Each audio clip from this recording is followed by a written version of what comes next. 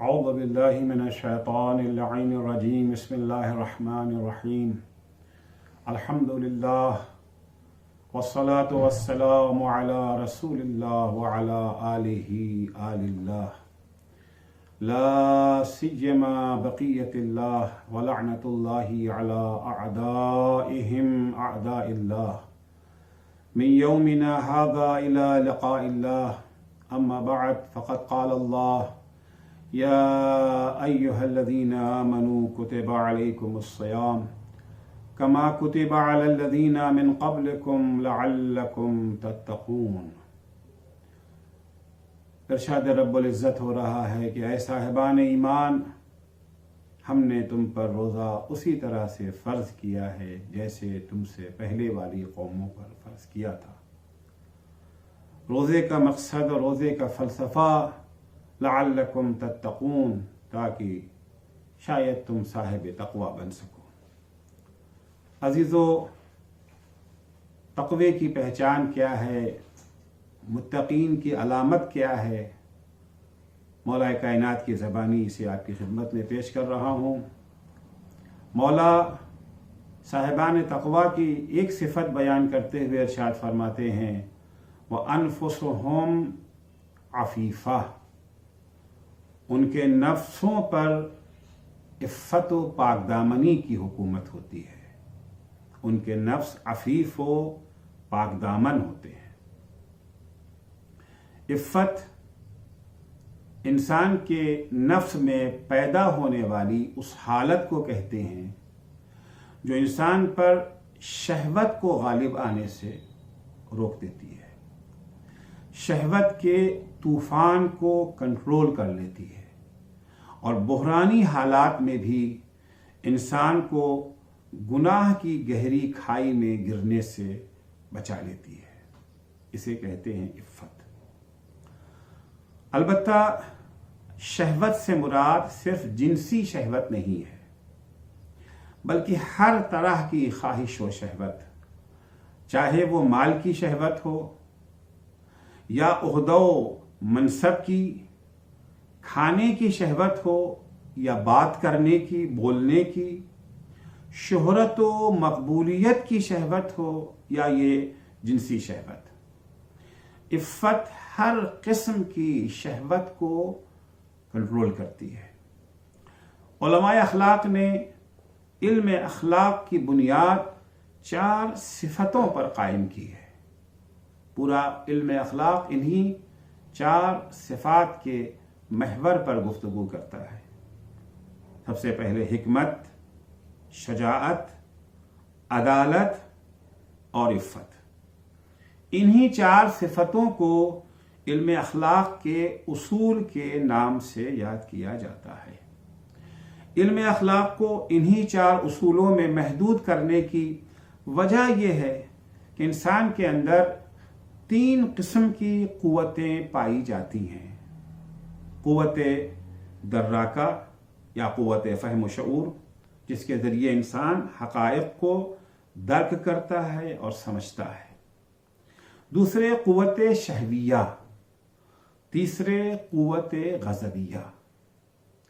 یہ انسان کی شرافت اور اس کا امتیاز ہے کہ اللہ نے صرف انسان ہی کو یہ تینوں طاقتیں عطا کی ہیں، ورنہ یہ تینوں طاقتیں نہ فرشتوں کے پاس ہیں اور نہ جانوروں کے پاس۔ جب امام جعفر صادق علیہ السلام سے یہ سوال کیا گیا کہ مولا انسان افضل ہے یا فرشتے، تو امام نے فرمایا، حضرت علی کا ارشاد ہے ان اللہ عز وجل رکب فی الملائکۃ عقلا بلا شہوہ۔ اللہ نے جب فرشتوں کو پیدا کیا تو فرشتوں کو عقل سے نوازا، مگر ان کے اندر شہوت کی قوت انہیں عطا نہیں کی۔ وَرَكَّبَ فِي الْبَهَائِمِ شَهْوَةً بِلَا عَقْلٍ، جب جانوروں کو پیدا کیا، بہائم کو پیدا کیا، ان کے اندر شہوت کا مادہ تو رکھا لیکن انہیں عقل سے نہیں نوازا۔ وَرَكَّبَ فِي بَنِي آدَمَ كِلْتَيْهِمَا، لیکن یہ بنی آدم کا شرف ہے کہ اللہ نے اسے قوت عقل بھی دی ہے، قوت غضب بھی دی ہے اور قوت شہوت بھی عطا کی ہے۔ فمن غلب عقلہ شہوتہ، اب انسان کے پاس عقل بھی ہے، شہوت و غضب بھی ہے، جس کی عقل اس کی شہوت و غضب پر غالب آ جائے، یعنی عقل حاکم ہو، یہ دونوں محدود، ان دونوں کا دائرہ کار عقل کے کنٹرول اور عقل کے قابو میں ہو، ان کی ساری ایکٹیویٹیز عقل کے سائے میں انجام پائیں، فَهُوَ خَيْرٌ مِّنَ الْمَلَائِكَةِ، ایسا انسان فرشتوں سے بھی بہتر ہے۔ وَمَنْ غَلَبَ شَهْوَتُهُ عَقْلَهُ، لیکن جس کی قوت شہوانی یا قوت غضب عقل پر غالب آ جائے، محکوم ہو جائے، یہ حاکم ہو جائیں، فَهُوَ شَرٌّ مِّنَ الْبَهَائِمِ، تو وہ جانوروں سے بھی بدتر ہیں۔ تو انسان کے اندر یہ تینوں قوتیں موجود ہیں، یہ تینوں قوتیں انسان کے لیے ضروری ہیں۔ فرشتوں کے پاس تینوں قوتیں نہیں ہیں، جانوروں کے پاس تینوں قوتیں نہیں ہیں۔ اگر انسان شہوت و غضب کی قوت ہونے کے باوجود عقل کے اشارے پر چل رہا ہے تو یہ فرشتوں سے افضل ہے، کیونکہ فرشتوں کے پاس تو قوت غضب ہے ہی نہیں، فرشتوں کے پاس تو صرف ایک ہی قوت پائی جاتی ہے، قوت عقل۔ اور اگر انسان عقل رکھتے ہوئے بھی شہوت و غضب کا فرما بردار ہو جائے، جیسے کہ جانور ہیں، تو یہ جانور سے بدتر ہے۔ اولئک کالانعام بل ہم اضل، یہ جانور جیسے بلکہ جانور سے بدتر ہیں، کیونکہ جانور کے پاس تو عقل ہے ہی نہیں جو ان کی قوت غضب اور شہوت پر حکومت کرتی۔ انسان کے پاس عقل ہوتے ہوئے بھی اس نے عقل کی ایک نہ سنی اور غلام بن گیا غضب اور شہوت کا۔ تو بہرحال انسان کے اندر یہ تین طاقتیں پائی جاتی ہیں، تینوں طاقتیں انسان کے لیے ضروری ہیں، لیکن اگر انہیں کنٹرول نہ کیا جائے تو یہی طاقتیں انسان کو تباہ و برباد کر دیں گی۔ جیسے پانی انسان کی زندگی کے لیے، جانوروں کی زندگی کے لیے، پیڑ پودوں کی حیات کے لیے ضروری ہے، یہی پانی کبھی کبھی سیلاب کی شکل اختیار کر لیتا ہے۔ اگر ڈیم اور باندھ بنا کر اس سیلاب کو کنٹرول کر لیا جائے تو نہ صرف یہ کہ یہ سیلاب ہمیں نقصان نہیں پہنچائے گا، بلکہ بے وقت ضرورت ڈیم کے پیچھے سیلاب کے جمع پانی کو کنٹرول شدہ شکل میں چھوڑ کر اس سے بجلی بھی بنائی جا سکتی ہے، کھیتوں اور باغات کی سچائی کا کام بھی لیا جا سکتا ہے، اور انسان و جانور کی پیاس بھی بجھائی جا سکتی ہے۔ لیکن اگر سیلاب کو بے مہار چھوڑ دیا جائے، اسے کنٹرول کرنے کا اہتمام نہ کیا جائے، تو یہ کھیت، باغ، مکان، کارخانے، انسان اور جانور سب کو نابود کر دے گا۔ جب قوت درہ کا کنٹرول میں ہو، اعتدال کی حالت میں ہو، تو اسے حکمت کہتے ہیں۔ جب قوت شہویہ کنٹرول اور حالت اعتدال میں ہو تو اسے عفت کہتے ہیں، اور بے قابو و بے مہار ہو جانے کی صورت میں کہ جب انسان جسمانی لذتوں میں غرق ہو جائے تو اسی قوت شہویہ کو فجور کہا جاتا ہے۔ اس حالت کو نہ عقل پسند کرتی ہے اور نہ شریعت، دونوں کی نگاہ میں یہ حالت قابل مذمت و نفرت ہے۔ اسی طرح جب قوت غضبیہ کنٹرول اور حالت اعتدال میں ہو تو اس کو شجاعت کہتے ہیں۔ اس کے مقابل میں تہور اور جبن و بزدلی ہے۔ قوت غضبیہ میں افراط کی شکل جو ہے اسے تحور کہتے ہیں اور تفریط کو بزدلی کہتے ہیں. تحور ہوتے ہیں، میں کسی چیز سے نہیں ڈرتا، تیز ٹریفک چل رہا ہے، بیچ سڑک پہ آ کر کے کھڑے ہو جاتے ہیں، میں کسی چیز سے نہیں ڈرتا. نہیں، یہ شجاعت نہیں ہے، یہ افراط ہے. اسے جو ہے وہ افراط کا نام دیا جائے گا. اور بعض حضرات وہ ہیں کہ جو ہر چیز سے ڈرتے، جہاں نہیں ڈرنا چاہیے وہاں بھی ڈرتے ہیں. یہ تفریط ہے، اسے بزدلی کا نام دیا جاتا ہے، اسے جبن کہا جاتا ہے. دونوں کے مابین جو حالت ہے اسے کہا جاتا ہے شجاعت. جہاں ضرورت ہے طاقت دکھانے کی، جہاں ضرورت ہے میدان میں ڈٹے رہنے کی، وہاں ڈٹے رہنا ہی شجاعت ہے. عقل و شریعت تینوں طاقتوں میں اعتدال اور کنٹرول ہی کو پسند کرتے ہیں، نہ افراط کو پسند کرتے ہیں اور نہ تفریط کو پسند کرتے ہیں. اسلام شجاعت کو پسند کرتا ہے، تحور اور بزدلی کو پسند نہیں کرتا. اسلام اس عفت کو پسند کرتا ہے، فجور کو پسند نہیں کرتا. جب تینوں قوتوں میں کنٹرول، اعتدال اور باہمی تعاون پیدا ہو جاتا ہے تو عدالت وجود میں آتی ہے. صاحبان تقویٰ کی پہچان مولا یہ بتا رہے ہیں کہ ان کے نفوس پر عفت و پاک دامنی کی حکومت ہوتی ہے. عفت اس بات کی علامت ہے کہ ان کی قوت شہویہ پابند عقل ہے، پابند شریعت ہے. مال کی خواہش، اقتدار کی خواہش، شہرت و مقبولیت کی خواہش اور جنسی خواہش سب کے سب مطیع و فرما بردار عقل و شریعت ہیں. اور عقل اور شریعت افراط و تفریط سے دور رہتے ہوئے اعتدال و میانہ روی سے کام لینے کا حکم دیتی ہے. متقین حصول دولت، اقتدار و منصب، غذا و طعام اور جنسی لذتوں میں عفت و اعتدال سے کام لیتے ہیں. ان تمام موارد میں حکم خدا کو مد نظر رکھتے ہیں. ان چیزوں سے نہ بالکل سے لا تعلق ہو جاتے ہیں اور نہ اس میں غرق رہتے ہیں. وہ حکم خدا کی پاسداری کرتے ہوئے اپنی زندگی کی بقا و ارتقاء کے لیے جو ان کے پاس الہی امانت ہے، کھانا بھی کھاتے ہیں، پیسہ بھی کماتے ہیں، سماجی ضرورتوں کو پورا کرنے، معاشرے کے نظم و نسق کو برقرار کرنے اور قیام میں عدل و ظلم و ستم کی بے کنی کے لیے عہدہ و منصب کو بھی سنبھالنے کے لیے تیار رہتے ہیں. لیکن ہر قدم پر، ہر معاملے میں خدا کی مرضی اور اس کی منشا کو مد نظر رکھتے ہیں. مکان و لباس خریدتے وقت بھی عفت کے پابند ہوتے ہیں.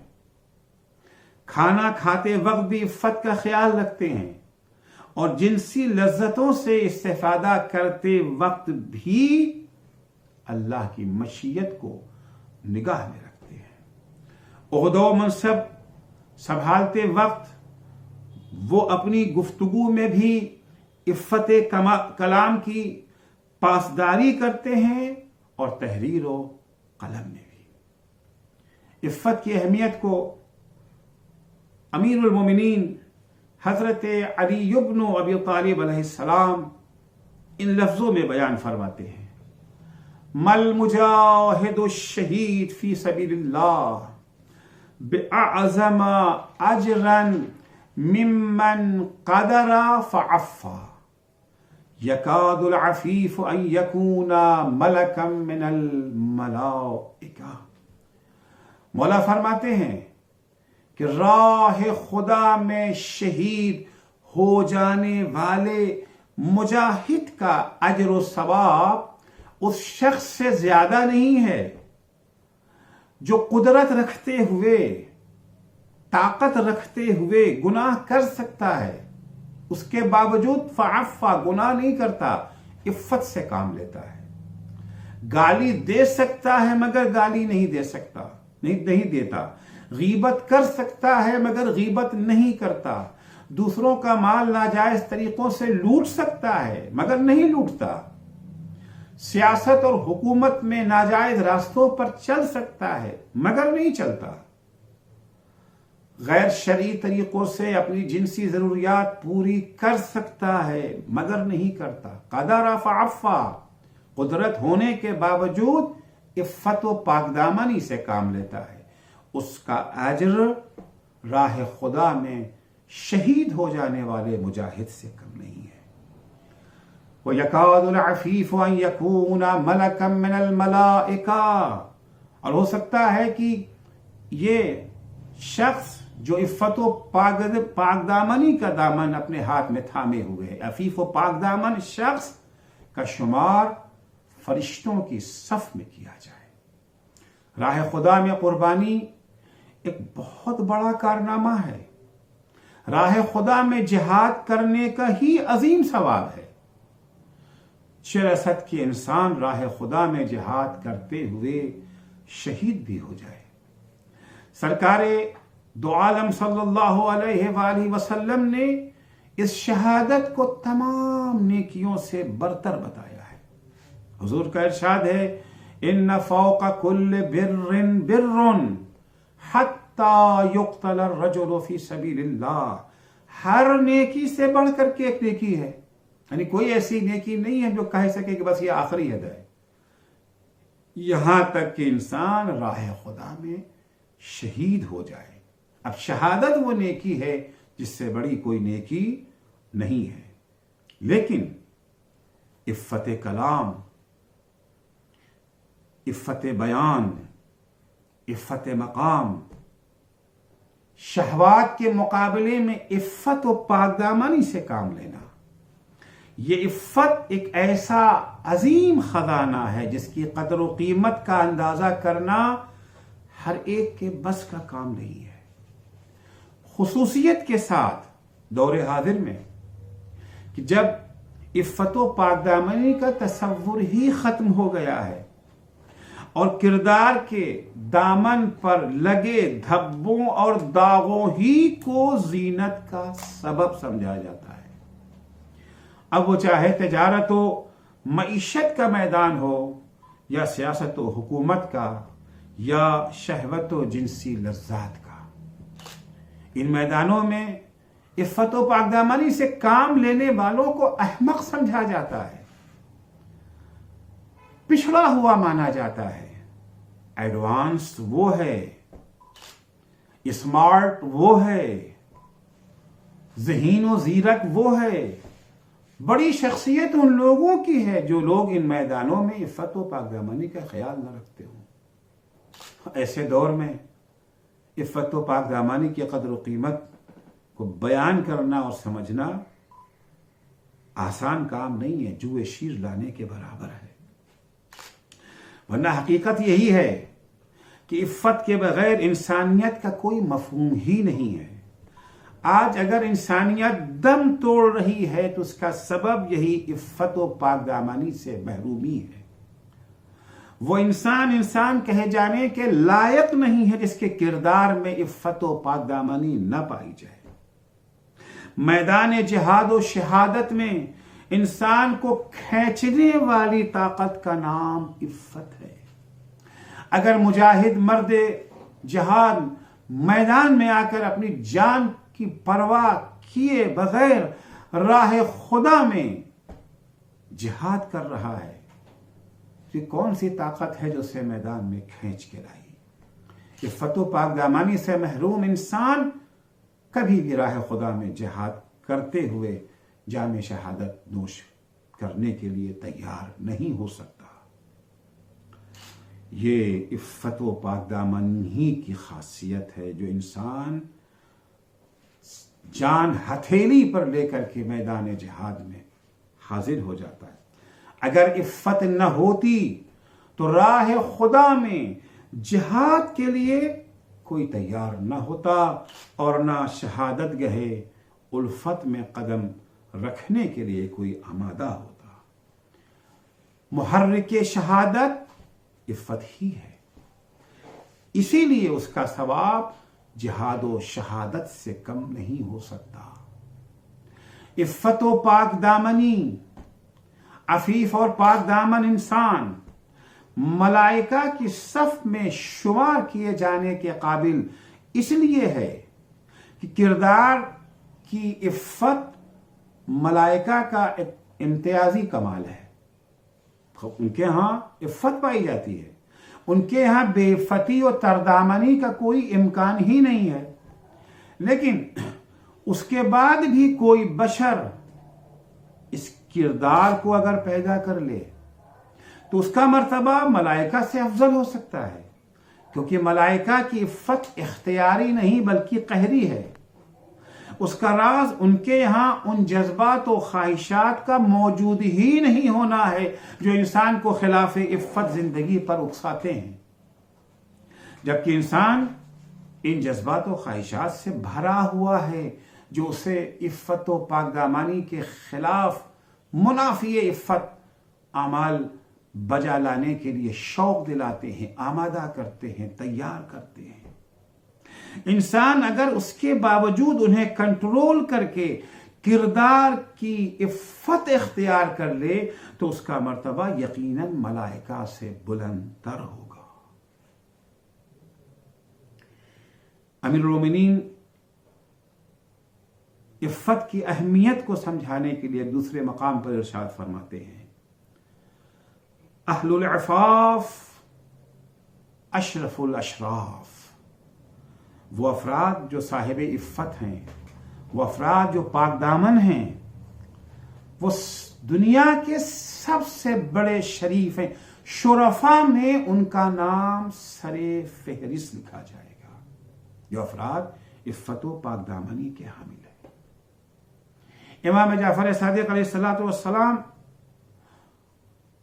دنیا ہی میں عفت و پاک دامنی کا ایک فائدہ بیان کرتے ہیں۔ دیکھیے، کچھ فائدہ تو عفت و پاک دامنی کا آخرت میں ہے۔ سب سے بڑا عفت و پاک دامنی کا فائدہ یہ ہے کہ انسان آتش جہنم سے محفوظ ہے، انسان جنت کا حقدار ہے، انسان اللہ سے تقرب کا حقدار ہے۔ یہ تو آخرت کا فائدہ ہے، لیکن عفت و پاک دامنی کا فائدہ صرف آخرت تک محدود نہیں ہے، بلکہ اس کا ایک فائدہ دنیا میں بھی ظاہر ہوتا ہے۔ چنانچہ امام جعفر صادق علیہ السلام اس کے دنیاوی فائدے کی طرف اشارہ کرتے ہوئے ارشاد فرماتے ہیں، عفو عن النساء، عفو عن نساء الناس تعفو نساؤکم۔ تم لوگوں کی عورتوں کے سلسلے میں عفت و پاک دامنی سے کام لو، ان کی عفت و پاک دامنی کو داغدار بنانے کی کوشش نہ کرو، نہ ان کی عفت و پاک دامنی کو داغدار کرو اور نہ اپنے دامن عفت کو تار تار کرو۔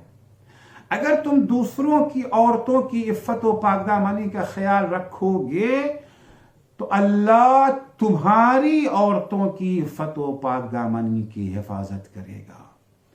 دوسروں کی عورتوں کی عفت و پاک دامنی کا خیال رکھنے کی بنا پر تمہاری عورتوں کی عفت و پاک دامنی محفوظ رہ جائے گی۔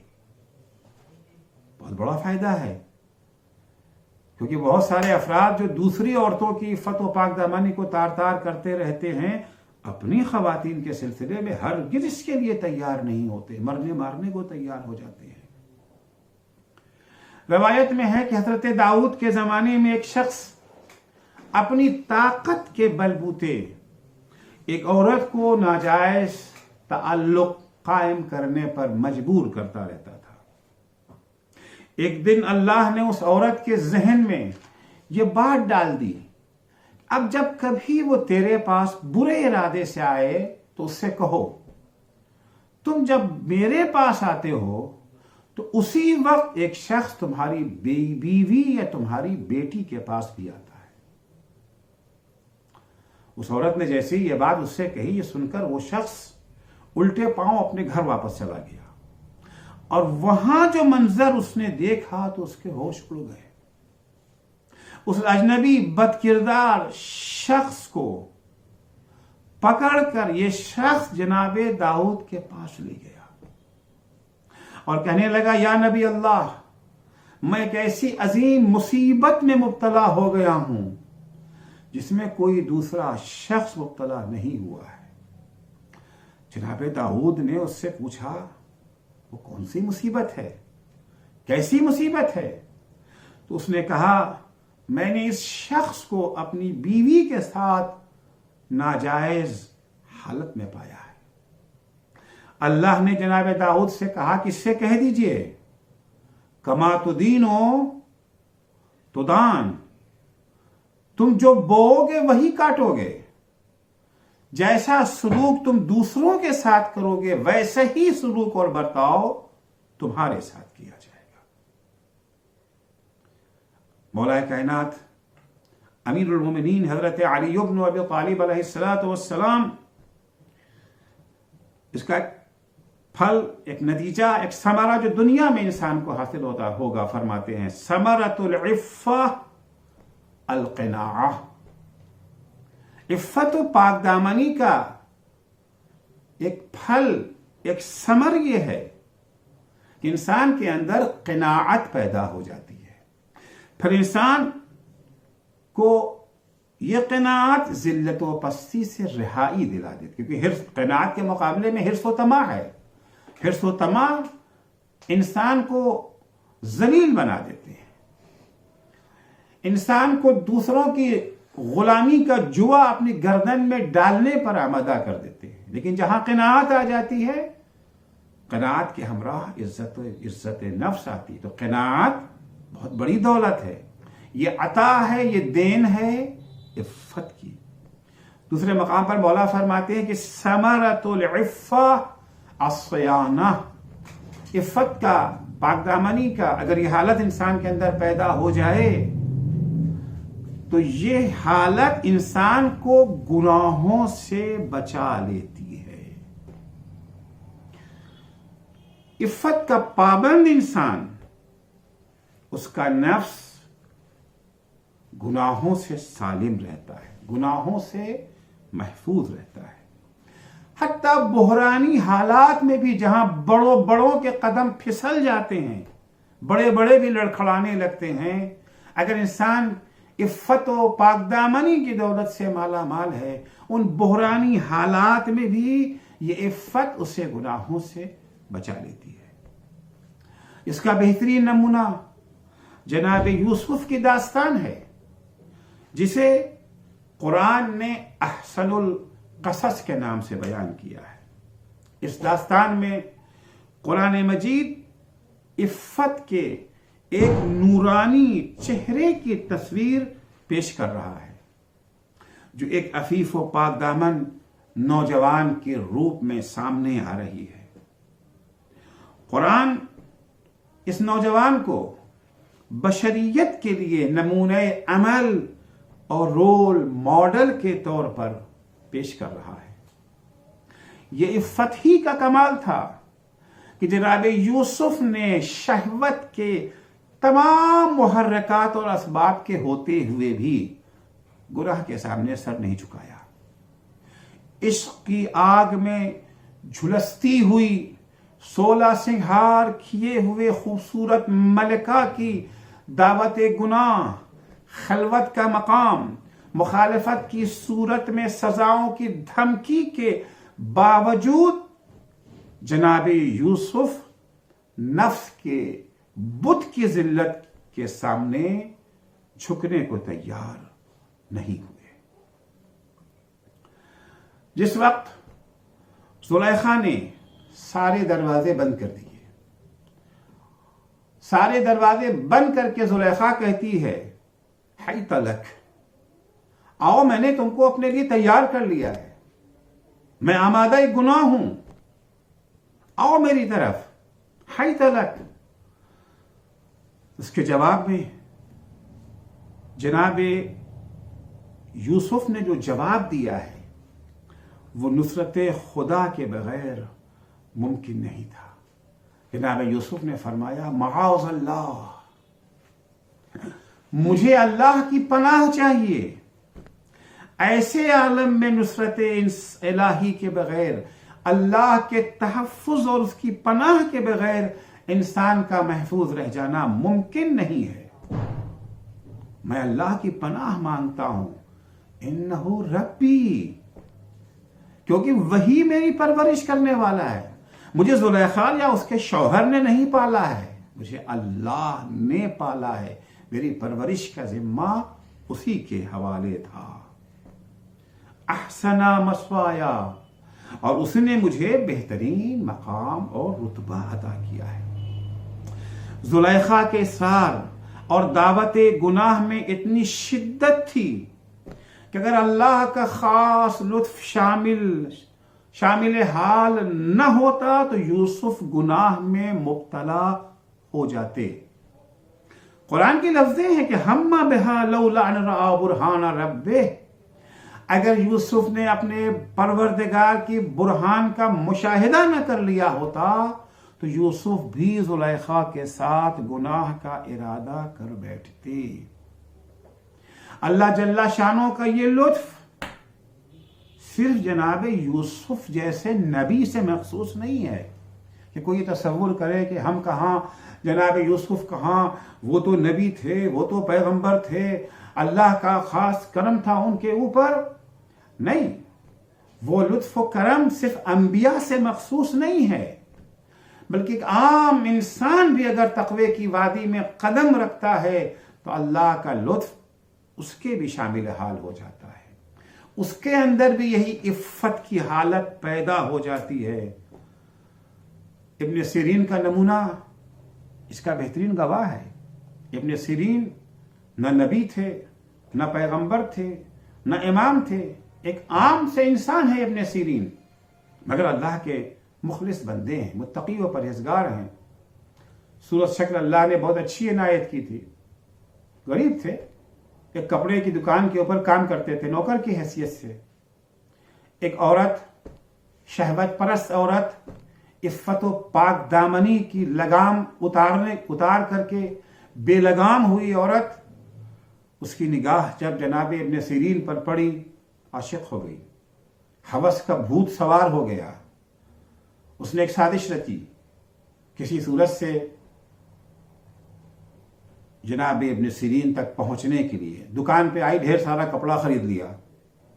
دکان کے مالک سے کہا اب اتنا کپڑا میں تو نہیں اٹھا سکتی، اپنے اس نوکر سے کہو کہ میرا کپڑا میرے گھر تک پہنچا دے۔ مالک نے جناب ابن سیرین سے کہا کپڑا گھر پہنچا دو۔ کپڑا گھر پہنچوانے کے بہانے گھر کے اندر لے گئی، دروازہ بند کر لیا، دعوت گناہ دیا۔ ابن سیرین تیار نہیں ہے، مخالفت کی صورت میں دھمکیاں دینے لگی، ابھی شور کر دوں گی، اس نے ہماری عزت پہ حملہ کیا ہے، الٹا چور کوتوال کو ڈانٹے۔ اور لوگ، ظاہر سی بات ہے کہ ایسے موقع پر عام طور سے لوگ مردوں ہی پر ہاتھ اٹھا دیتے ہیں۔ کوئی راستہ لا خوشامد کیا، لا اس کی منت کی، التجا کی کہ مجھے معاف رکھو، مگر تیار نہیں ہوئی۔ اچانک خدا نے ان کے ذہن میں یہ فکر ڈال دی۔ ابن سیرین نے کہا اچھا ٹھیک ہے، میں تیار ہوں، لیکن ذرا مجھے واش روم جانے کی اجازت ہے؟ اس نے اجازت دے دی۔ واش روم میں گئے، ساری غلاظت جو وہاں پڑی ہوئی تھی سب اپنے بدن پہ لگا لیا۔ اب جو واش روم سے بدبودار بدن لے کر کے باہر نکلے، یہ کثیف اور کریہ منظر اسے دیکھا نہ گیا۔ لوگ جسم کو تو صاف رکھنا چاہتے ہیں، چاہے روح کتنی ہی گندی کیوں نہ ہو جائے۔ بدبو سے عاجز آ کر کے عورت نے انہیں گھر سے باہر نکال دیا۔ بچ کے نکل آئے، گناہ سے بچ گئے۔ آنے کے بعد غسل کیا، بدن کی طہارت کے ساتھ ساتھ روح بھی اور زیادہ طاہر ہو گئی۔ اللہ نے اس انعام کے طور پر، عفت و پاک دامنی کے تحفظ کے انعام کے طور پر، اللہ نے انہیں تعبیر خواب کا علم عطا کر دیا۔ آج بھی ابن سیرین کی کتاب تعبیر خواب کی کافی مقبول ہے۔ خداوند متعال سے دعا ہے کہ خدا ہم سب کو ایسی ہی عفت و پاک دامنی کی توفیق دے، تاکہ ہمارا شمار بھی متقیوں اور پرہیزگاروں میں ہو سکے۔ والسلام علیکم ورحمۃ اللہ۔